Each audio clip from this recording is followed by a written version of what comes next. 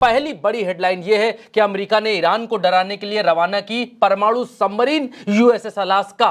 Gibraltar में पानी के ऊपर आई यह सबमरीन 20 परमाणु मिसाइलें दागने की है क्षमता।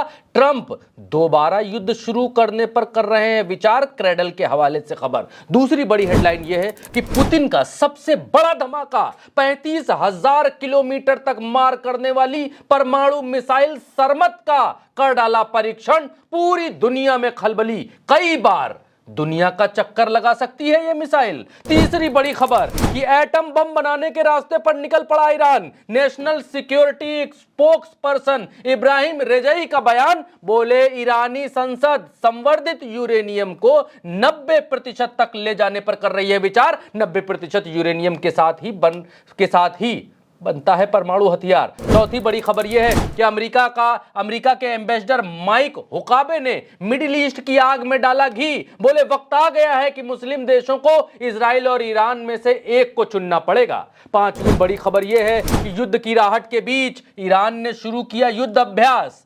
IRGC ने जारी की तस्वीरें, ग्राउंड ऑपरेशंस की इस बार हो रही है तैयारी।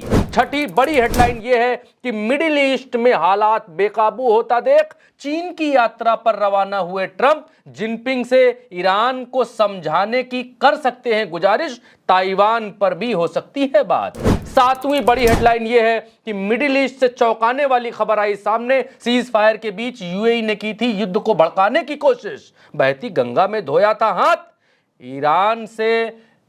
ईरान के लेवाना आइलैंड पर यूएई ने किए थे गुप्त हमले, फूंक डाली थी ऑयल रिफाइनरी। आठवीं बड़ी हेडलाइन यह है कि अमेरिका के राजदूत माइक हकाबी ने बताया कि ईरान युद्ध के दौरान यूएई की सुरक्षा के लिए इजराइल ने वहां iron dome missile defence system और उन्हें चलाने वाले सैनिक भेजे थे। यानी यूएई के सिर पर था इजराइल का हाथ। नवी बड़ी खबर यह है कि 14 तारीख को ब्रिक्स सम्मेलन में भाग लेने के लिए भारत आ रहे हैं ईरान के विदेश मंत्री अब्बास अराक्ची। खाड़ी के हालातों पर भी होगी चर्चा। 10वीं बड़ी हेडलाइन यह है कि यूनाइटेड नेशंस ने जारी की रिपोर्ट, गाजा में 2025 से अब तक इजरायली सेना ने 70 बच्चों की ली जान। द क्रेडल के हवाले से खबर। 11वीं बड़ी हेडलाइन यह है कि मिडिल ईस्ट में फिर से युद्ध के खतरनाक बादलों को देखकर ऑयल मार्केट की हालत टाइट। क्रूड ऑयल की कीमतों ने लगाई छलांग, 3% बढ़ गए दाम।